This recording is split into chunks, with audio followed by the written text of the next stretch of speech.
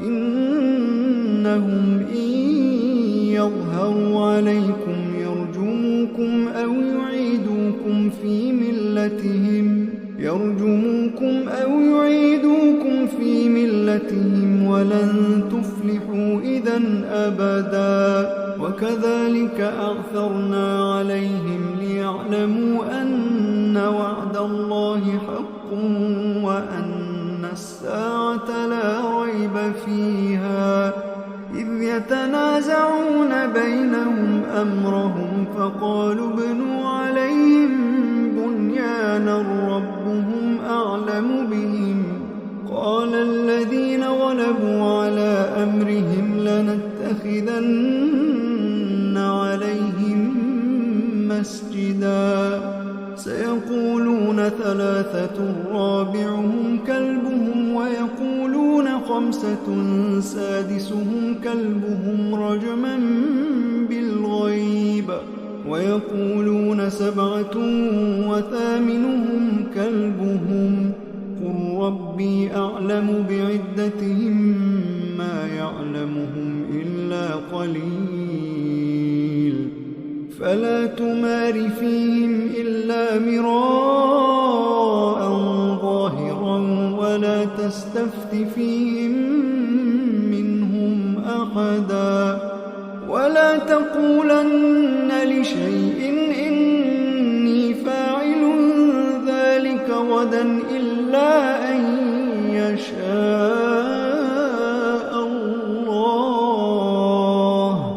واذكر ربك إذا نسيت وقل عسى أن يهديني ربي لأقرب من هذا رشدا.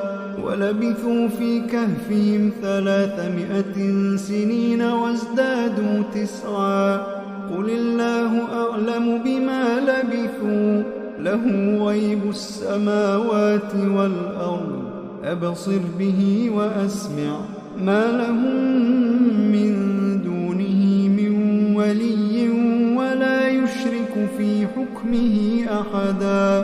واتل ما أوحي إليك من كتاب ربك لا مبدل لكلماته ولن تجد من دونه ملتحدا.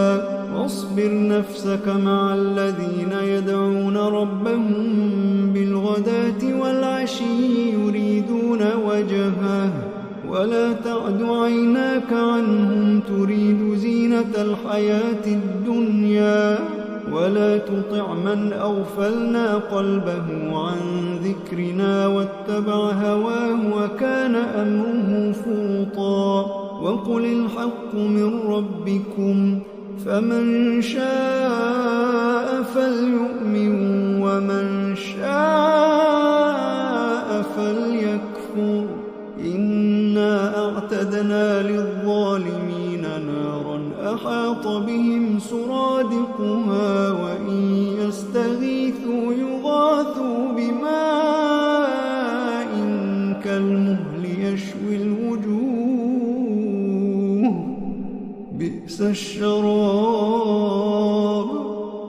بئس الشراب وساءت مرتفقا. إن الذين آمنوا وعملوا الصالحات إنا لا نضيع أجر من أحسن عملا. أولئك لهم جنات عدن تجري من تحتهم الأنهار يحلون فيها من أساور من ذهب ويلبسون ثيابا خضرا من سندس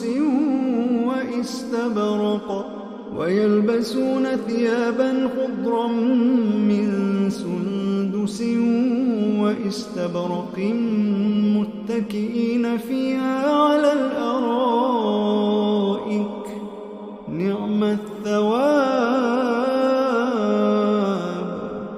نعم الثواب وحسنت مرتفقا. واضرب لهم نقتل الرجلين جعلنا لأحدهما جنتين من أعناب وحففناهما بنخل وجعلنا بينهما زرعا